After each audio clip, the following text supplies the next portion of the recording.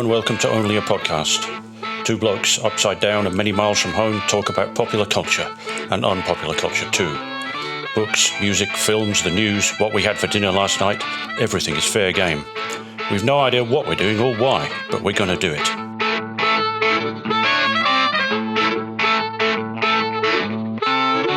Kia ora koutou. Hello everyone. Welcome to episode 28 of Only a Podcast. Say hello, Captain. Hello, Captain. How you doing? You all right? Hello, folks. Yep, we're all good. And I'd like to say hello and welcome to the listeners in the Pitcairn Islands. Oh, yeah. Who now have broadband for the very first time. Wow.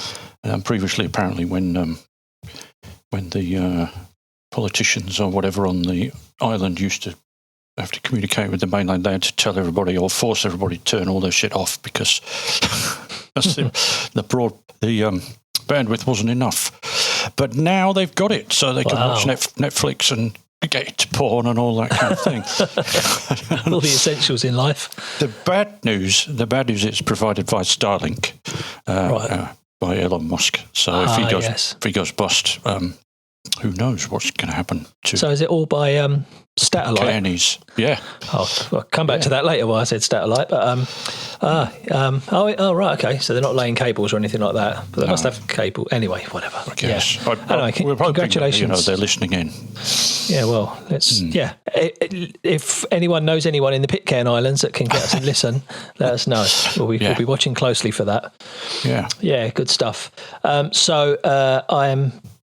I've made a big change in my life in the last 2 days. I'm sitting here with a nice cup of tea. I've ditched tea bags, gone to tea leaves. Good point. It's a good one. Yeah. Yeah. I mean, when I was a kid, I'd never seen a tea bag. Didn't have tea bags. No. They were luxury items from a foreign land. Tea was made in a teapot with tea leaves. So. Yeah, because tea bags, it's not the best tea, is it? It's the dust off the bottom of the floor sweepings. Yeah. So, I've gone back to tea and it's great. So good. Such a better cup of tea. Environmentally better because most tea bags contain plastic, don't they? They do. No, the ones they do. That's the appalling thing about them, really. Yeah, Charnui ones don't, I don't think, here in NZ. But anyway. Tea leaves, yeah. It's hard to find loose tea in certain supermarkets, but if enough people went out there and bought it, then they would come round. I'm sure. I didn't really struggle here. I don't know about in other countries, but not all the big brands had loose leaf. You probably just don't. It's down the bottom there. It's not front and centre. I always look. Have a look for it, yeah. So so that's good. That's a little life hack there. I've got higher quality tea, which is good. Excellent. Yeah. We need to say happy birthday to the White Album. Do we? Beatles klaxon. We do, because the White Album was released 54 years ago today. Depending on what time zone you're in and when you're listening to this, it won't be. But as it stands, I think right now, today's the day of the release of the White Album. Oh, good. I was worrying that I didn't have any Beatles content on, so there you go. There you go. Worry not. Sorted it out. Yeah. Cool. Yeah. I'll give you one more quick update because we've got quite a bit to get through, I think, today. Yeah. So I'll give you a little quick update on my jazz guitar progress. I might make this a regular thing just to let you know how I'm going. So I've mentioned before that I want to learn to play jazz guitar. And that's a job and a half, because learning other guitar, rock guitar, you find, there's the chords, play them chords, and that's how the riff goes, and that's how the guitar solo goes, and you just play them. With jazz, you get the chord sheet and it's got the chords on it, but you don't play them. You've got to play different ones. And it's got the melody, but you don't play that. You've got to make up your own one. It's just a suggestion. It's just a rough guide, a rule of thumb. So, so what I did realise is I've been playing the guitar for, 35 years. And I've never learned to play the guitar. So, I've gone right back to basics, learning all the notes on the neck properly and all the different scale shapes and all that stuff. So some progress, actually. So I'll keep you posted. I might even post a little clip of something at some point. Cool. Yeah. So you've been doing anything that exciting? No, what, that exciting? No, not really. No, I've been sort of getting into books again. I don't know, sort of used to be mandatory to sort of read for 15 to 20 minutes before bed. Yeah.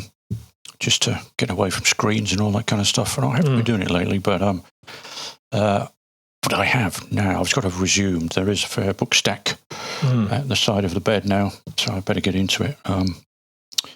So, yeah, I've currently got on the go the debut crime novel from Scottish comedian Frankie Boyle. Excellent stuff. It's called Meantime, and it's got plaudits on the front from Ian Rankin and Denise Mina, both Scottish crime novelists, as everyone will know. So that's quite a good recommendation, that it's going to be worth it. And it is. It's great. I have to say I haven't finished it yet, but I'm a good way through.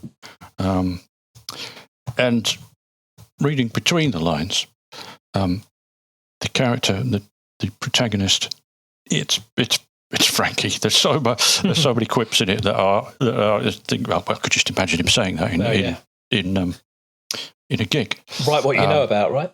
Well, I guess that's it, really. Yeah. But there are a large amount of drugs in it, which I'm not at all sure may not be him. No. Well, it may have been him in the past, I'm not sure. But, yeah. So it's basically the plot line is when Valium addict Felix Macavity, that's the protagonist's name, his best friend is found murdered in a local park. He goes looking for answers to questions that he quickly forgets because he's quite a drug taker, I have to say.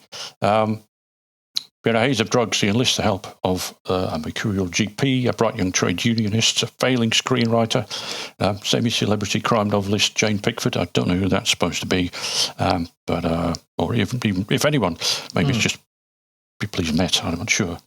And his crisis-fueled downstairs neighbour, Donny.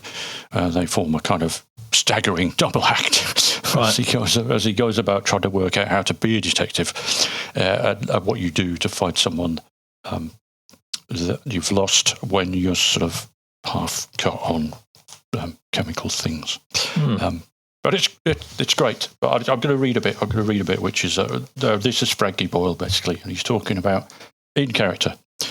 He's talking about hipsters, and it says, I sometimes thought about hipsters as a kind of working class cosplay, doing things as hobbies, pottery, making your own beer, that working class people used to do as jobs.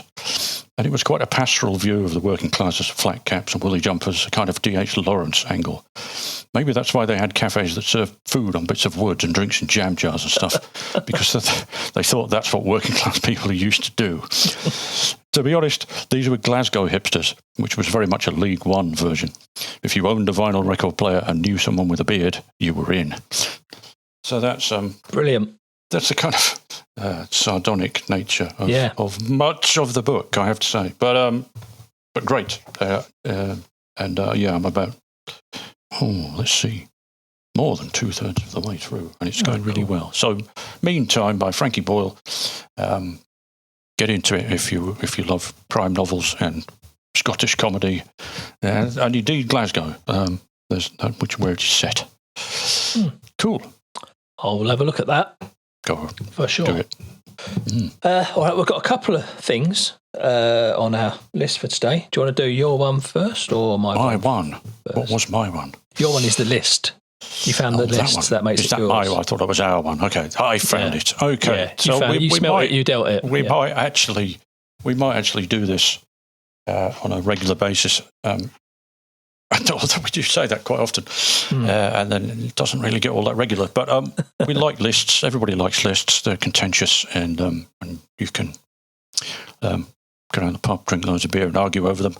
And this week we found The Guardian's 70 greatest number 2 singles, the ones that made it to number 2 and were thwarted by various records that made it to number 1. Now, there are some famous examples in here.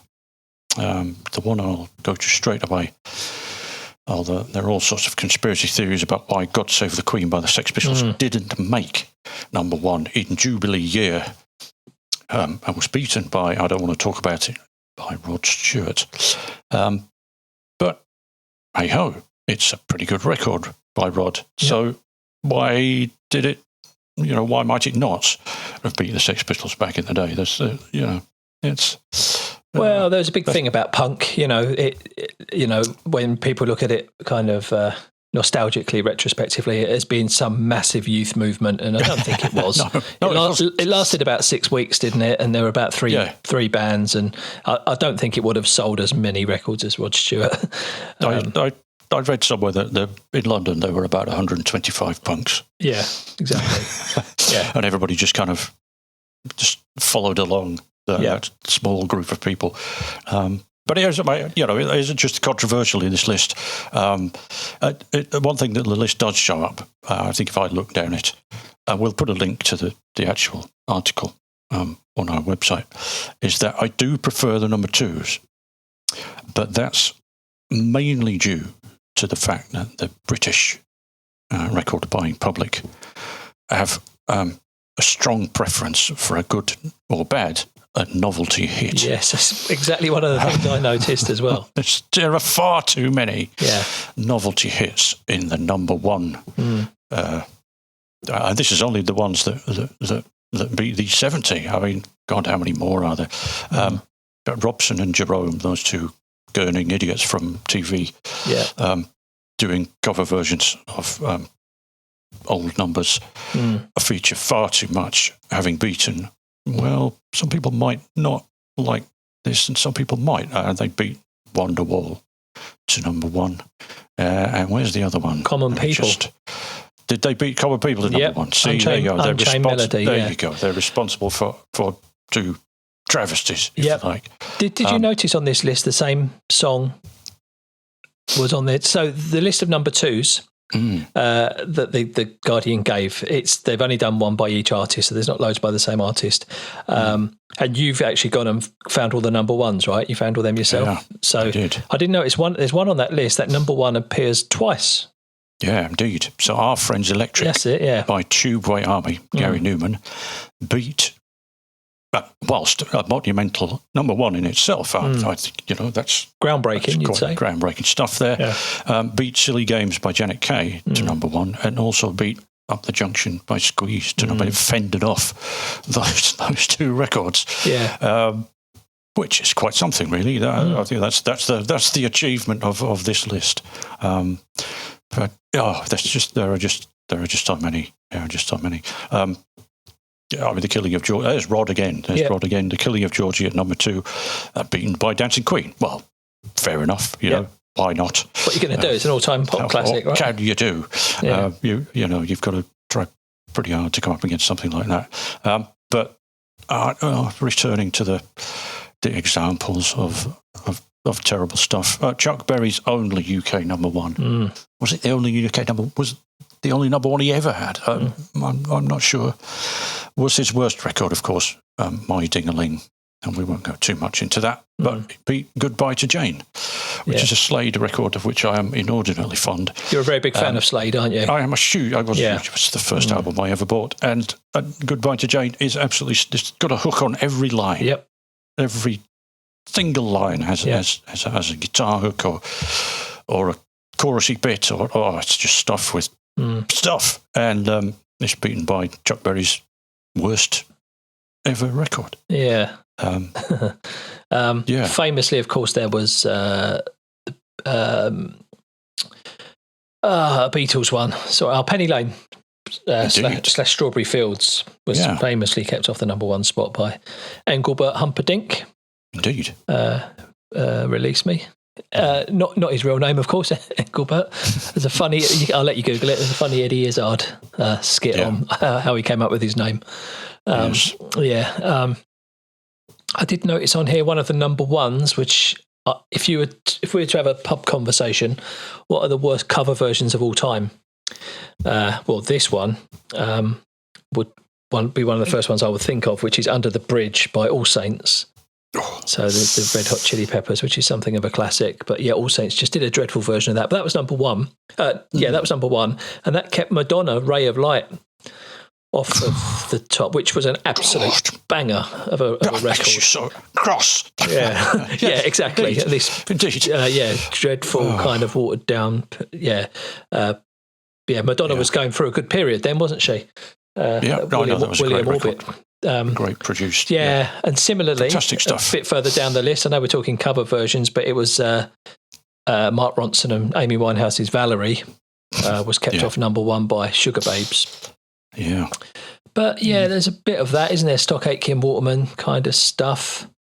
God, it used to make steam coming out of your ears. The Genie was beaten by long-haired lover from Liverpool, by little Jimmy Osmond. Yep. And the Beach Boys, God Only Knows, arguably their best song, was kept off number one by the Beatles. Fair enough. I don't think you could do much about that. No. Yellow Submarine. The battle that we didn't quite talk about in the same way as Oasis and Blur, but no, that's right. Beach Boys, Beatles battle, fighting for the 8-track, recording desk, weren't they? Yeah. There's another one. Grandad by Clive Dunn. Beating Ride a White Swan by T-Rex. So it's just I do prefer the number 2 column as a playlist that could be listened to pretty much in its entirety without wincing. They're all good. You're right. Some of them I don't know. Some of them are a bit modern for me. Sorry, I don't know. Dave. You're right. Dave track. There's etc. But they're all great. Every single one. I did actually make a playlist, and I got slightly bored in places. Well, a little bit, but generally speaking, all those 70 records are fantastic things. I think that my theory with the novelty records is back then everybody bought records from 5-year-olds to 95-year-olds. Everyone would go out and buy a record. These novelty records could apply to Grandad, for example, could apply to kids. It could apply to parents. It could apply to grandparents, couldn't it? Anyone could buy that record. And they used to sell a lot of records, Kids would buy for their grandparents. Exactly. I forgot to check if that one was Christmas. Was it? I think I vaguely remember that it might have been. But anyway. Yeah. How about this one? I'm just scrolling down the list. Go on then. This Town Ain't Big Enough for the Both of Us, Sparks, versus Sugar Baby Love by the Rubettes. Wow. That's a tough one, isn't it? Because that's a tune, the Rubettes song. I guess it is. Yeah, a little bit too throwbacky, perhaps, but There's another sort of thing we could go into, the classic Top of the Pops appearances of all time. Yes, the Sparks one. Yep. Yeah. Yes, and finally Waterloo Sunset. Yeah, which is possibly the best song ever written. Maybe, I don't know. Was kept off number one by the Tremolos. Silence is Golden. So can't have that. No, not really. No, but interesting list that. So I think we're always talking about lists, but we don't really ever bring them to the podcast. So if you out there find any good lists about films or TV shows, and we talked about, did we mention the 100 greatest TV shows? I think we've mentioned that before, haven't we? That Rolling Stone magazine list. But I think we're going to search for a less American one, aren't we, and cover that. I think so. I think with both of our upbringings and what have you, cultural experiences, that a list of mostly American TV shows gives us less to talk about. Certainly in a positive sense, because we'd be just ranting about how this or that particular series from England or wherever wasn't included. So we should not do that one. Oh, it is worth a look, folks, if you want to Google the Rolling Stones 100 greatest TV shows of all time. Yeah. But if you're not from America, you may find much that irks you. Yeah, which is fair enough, I suppose. But it's American. If you find any lists out there, folks, let us know, and we'll cover them. But we'll probably do one on TV shows, I reckon, next one. Yeah. Let's see if we can find one. So I will put the Spotify playlist I've made of the number 2s, since there didn't seem to be one on the Guardian account, and we'll put a link to the list itself. Yep, and if you're interested, you can email us, hello@onlyapodcast.com, and we'll send you the list with the number 1s alongside it as well. Yeah. It'd be a bit harder to put that up on socials, wouldn't it? If you want to see the 1s as well, email us. I've done the work, so you've you done don't the have work. to. Exactly. Right. Well, speaking of greatest TV shows, British ones, this lovely little segue, as if we planned it, into a little rabbit hole that I went down this week, which was just on YouTube, and I just came across this kind of suggestion there saying for a TV show from 2017 called "The Story of Only Fools and Horses." It was a 6-part documentary, I suppose. A documentary made by UK Gold channel, but they're all on YouTube. It was made in 2017, but I don't remember watching it at the time. But No. yeah, it was. Well, it's what you would imagine. It's kind of a look back on Only Fools and Horses. Lots of facts, lots of unseen footage, outtakes, bloopers, all that kind of good stuff. There's a few talking heads on there, just giving their thoughts on it. The likes of Danny Baker, Jonathan Ross, James Buckley, those kinds of people. It just got me thinking. I haven't watched Only Fools and Horses in ages now. And it's one of those things, you're sitting there of an evening and there's nothing on, so you're flicking through the channels. There'll always be an episode of Only Fools and Horses in the UK. There'll always be one on if you go through enough channels. Yeah. And you'd always stop and watch it. No matter what, because you do, because you know it's going to be great. I don't know if you feel the same way, Captain, but I do. I think it's the best, isn't it, for longevity and bang for your buck. I mean, it's just every episode's a gem, and they didn't make as many episodes as I thought. I think there was only 65 episodes in total. Because of course this is British TV, where you don't get 23 episodes per season in the UK, do you? So I mean, it used to be a half season would be 6, and then a full one would be sort of 13. That's right. It was really, really good to watch, just to look back on it all and find out some of the stories about it and the actors and what nearly didn't happen, who nearly didn't get cast in that role, and all that kind of good stuff. Yeah. And they talk a lot about John Sullivan, the writer. Yeah. Well, it's only when you see it put in front of you like that. I knew all this, but when they said it, it's just like, oh God, yeah, of course. Not only did he write Only Fools and Horses, before that he wrote Citizen Smith. Whilst writing for the Two Ronnies. This isn't it. They showed an interesting bit in this show where there's a joke that he wrote for the Two Ronnies that they didn't use, so he used it in Only Fools and Horses. And then in the following season of the Two Ronnies, they dug that joke up again. Oh, I like that joke. So the same joke appears in Only Fools and Horses and the Two Ronnies. So that's quite funny. But Citizen Smith, Two Ronnies, Only Fools and Horses, Just Good Friends. Yeah. At the same time, while he was doing Only Fools and Horses, he did Just Good Friends. Just drop that one in there, which again is one of the greats. Dear John, remember that one? Yeah. Another great show, and so it goes on. Alongside Only Fools and Horses, that there were a couple of spin-off shows, and I don't know if you saw these. Well, there's one called Rockin' Chips. Did you ever see that? No. Right, that's well worth a watch. Unfortunately, there were only 3 episodes because John Sullivan passed away before he could do any more. He died quite young and quite suddenly. Rockin' Chips is the story of it's Del Boy as a kid, because in the show they always talk. Del Boy is always talking about his mum, and there's always doubt over who was Rodney's dad. So it goes back to that time. It's in the early 60s, I suppose. That's 50s, something like that. And Kelly Bright plays the mum, and James Buckley from The Inbetweeners, he plays young Del Boy. Oh yeah. And they're all there, young Denzel, young Trigger. They're all there. Yeah. It's really good. Unfortunately, it was only 3 episodes, but Nicholas Lyndhurst is in it because he plays the guy that was Rodney's dad. Yeah, well worth a look. Rockin' Chips, if you get to see it. And there was another one which I don't think was so good. I never really watched it, which was called Green Grass, which was Boycie and Marlene went off to live in the country, and it was a bit more of a slapstick comedy, I think, a bit more I Route vaguely 1. remember that one, but I don't remember anything about it. I knew it was on. Yeah, it was. I'm sure it was good. I'm sure it was okay if it's John Sullivan wrote it, but I think he started it, but he didn't write all of it. I think he just sort of sowed the seed. So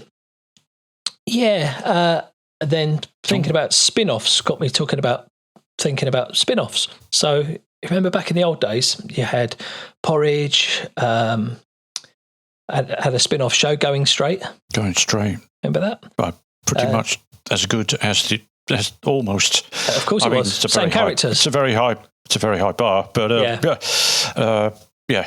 excellent. It was excellent. I do remember that one. Yeah, it was. And what about Man About the House? There's two, as far as I know, only two spin-offs from Man About the House.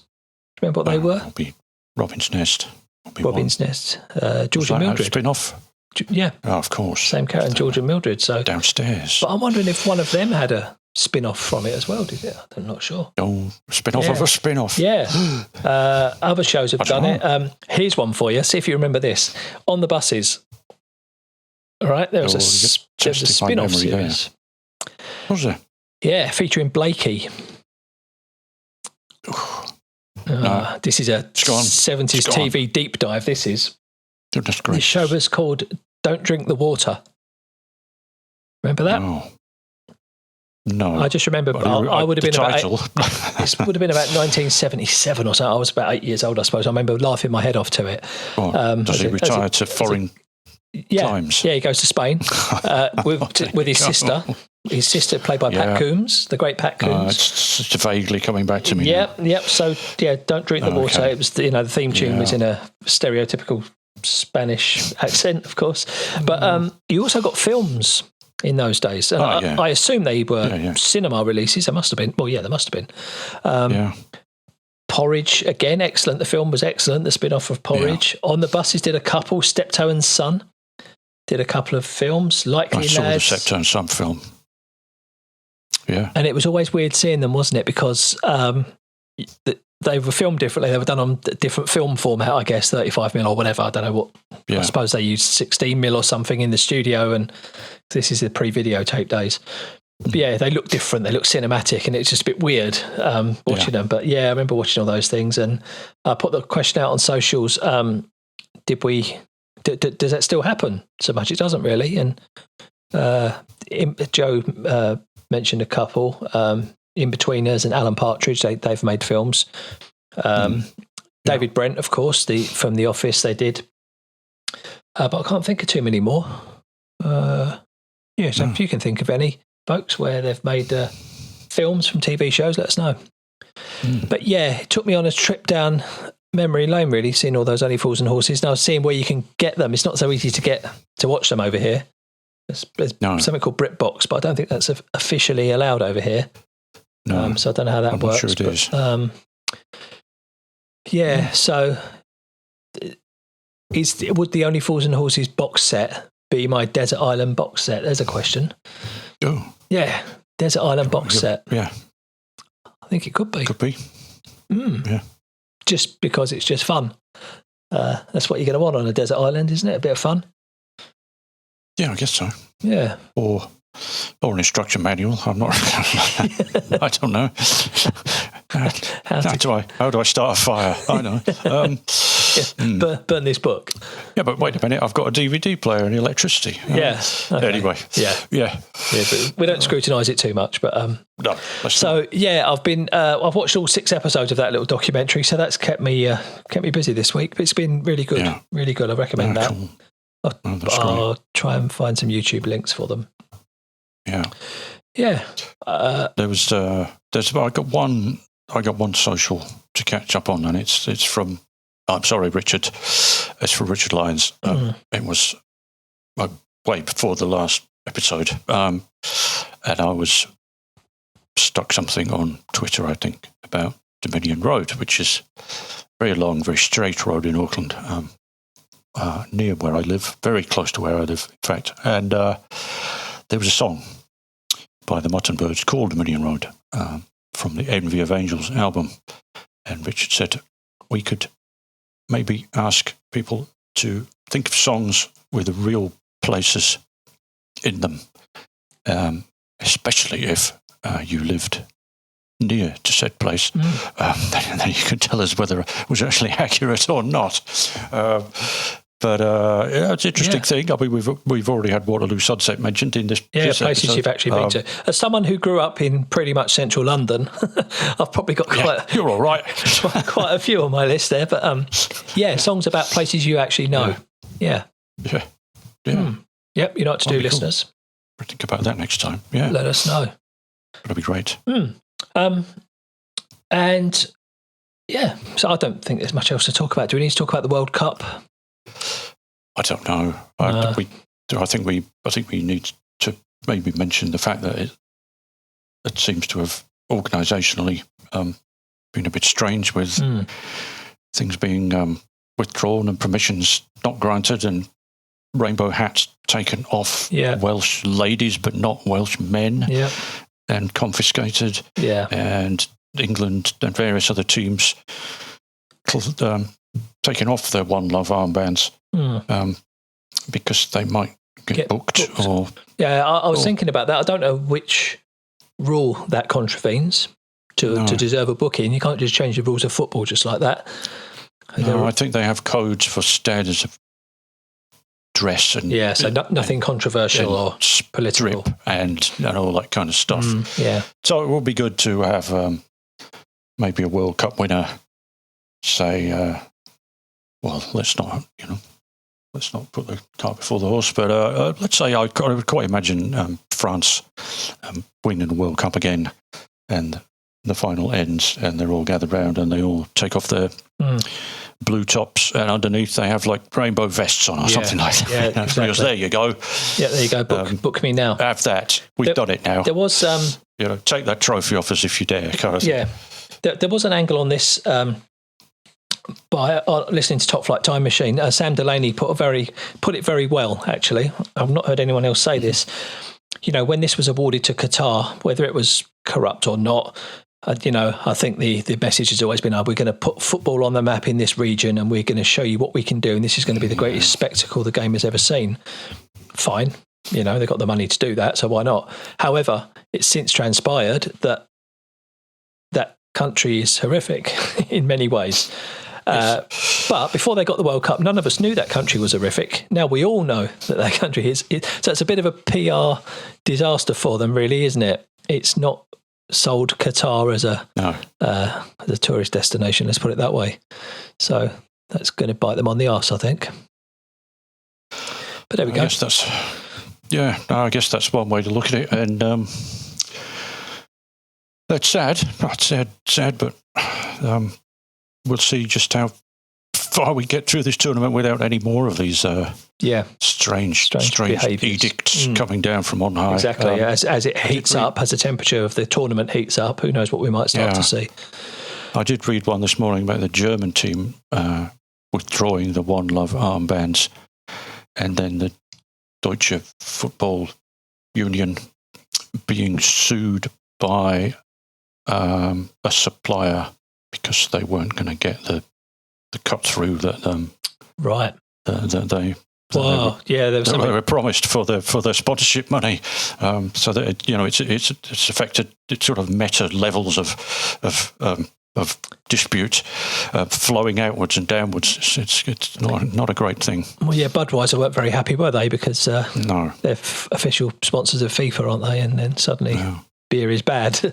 Indeed. So anyway, whatever. I can't really, we can't really watch much of it over here, can we? Because of the time. I've been watching the highlights. But, there are brief highlights most of the time, and the time zone screws it up quite a bit. Work. So, there are some early morning matches over there, which is about 11 p.m. for us, but it'd have to be a very big game for me to stay up that late. Indeed. Yeah. All right. I reckon that's it, don't you? Let's call it a day. Let's call it a day. So get in touch. You know where to find us, people. Any suggestions you've got, or any comments, feedback, all that stuff, please do get in touch. Give us the social things. Give us the retweets and give us the tweets and the likes and the all that and the kind pods. of stuff. And you can find us. Friends. You can find us both on Mastodon now. Look for us on Twitter, and it will link through to our Mastodon if you want to find us on there. If you're on there, building up quite a nice little following on there. It's a nice place so far. Yeah, that's good. Is. Yeah. Cool. Okay, so as Del Boy would say, this isn't goodbye; it's merely bonjour. And we'll see you next time, folks. Say goodbye, Captain. Yeah. Goodbye, Captain. Bye, all. I'll tell you what. You've been listening to Only a Podcast. If you would like to get in touch and share your feedback and ideas, we'd love to hear from you. Go to onlyapodcast.com, or you can find us at Only a Podcast on Twitter and Instagram, or via our Facebook page. Remember, it's only a podcast.